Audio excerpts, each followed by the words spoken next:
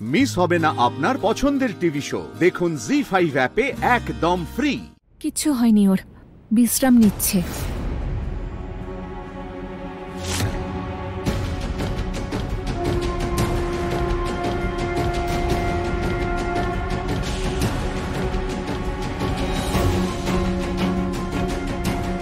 কি কুন্তি দেবী, তুমি যে বললে ঘরে ফুলের ঝড় উঠেছিল, হ্যাঁ? এখানে তো একটাও ফুল নেই।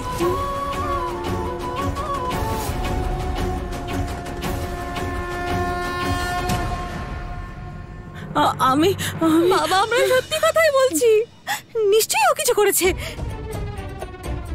গোটা ঘর ফুলে ভর্তি ছিল বাবা, অনেক ফুল ছিল।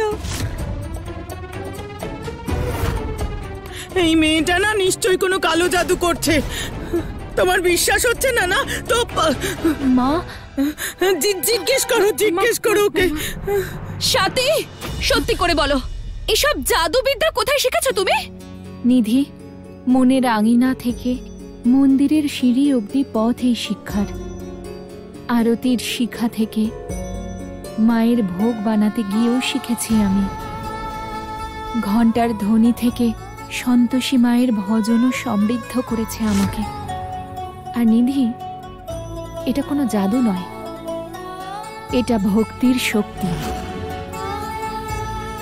কিন্তু তুমি বুঝতে পারবে না, কারণ ভালোবাসা আর ভক্তিতে কোনো পার্থক্য নেই। আর অন্যের স্বামীকে যে কেড়ে নিতে চায়, সে কি করে জানবে যে ভালোবাসা কাকে বলে আর ভক্তি কাকে বলে? সাথী, যা শাট আপ ওকে।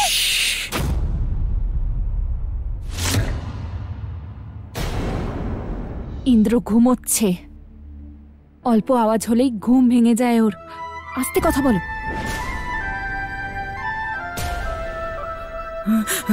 চলো এখান থেকে সবাই। ও আবার কোনো কালো জাদু করবে। ও ভাই চল। আরে সোনা,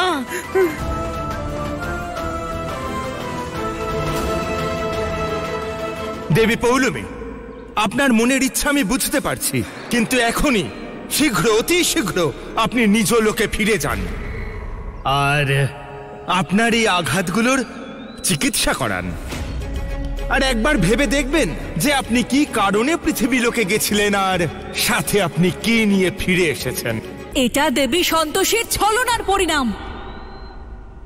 আমি তো এটা ভেবে আশ্চর্য হচ্ছি যে সন্তোষের দেবী এমন প্রলয়ের সৃষ্টি করলেন কি করে, যেটা মানুষদের কষ্ট দেয়।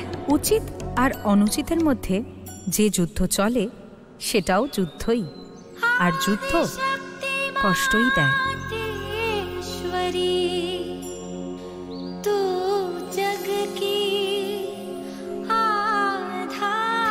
উত্তম, অতি উত্তম দেবী সন্তোষী। আপনি আমাকে নিয়ে উপহাস করছেন, আমাকে আমার কষ্ট স্মরণ করিয়ে।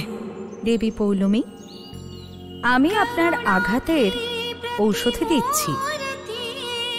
এর পাপড়ির রস আপনার কষ্ট দূর করে দেবে। দেবী সন্তোষী, এত দয়া দেখানোর কোনো প্রয়োজন নেই। আমি জানি আপনার সন্তোষ আর করুণা দুটোই শুধু দেখানোর জন্য, আর তার দেবী সম্পূর্ণ মিথ্যে। তাই আজ আপনার চিন্তা ভাবনার প্রতি আমার দয়া হচ্ছে দেবী পৌলমী। জি5 ডাউনলোড করুন আর সব এপিসোড দেখুন একদম ফ্রি।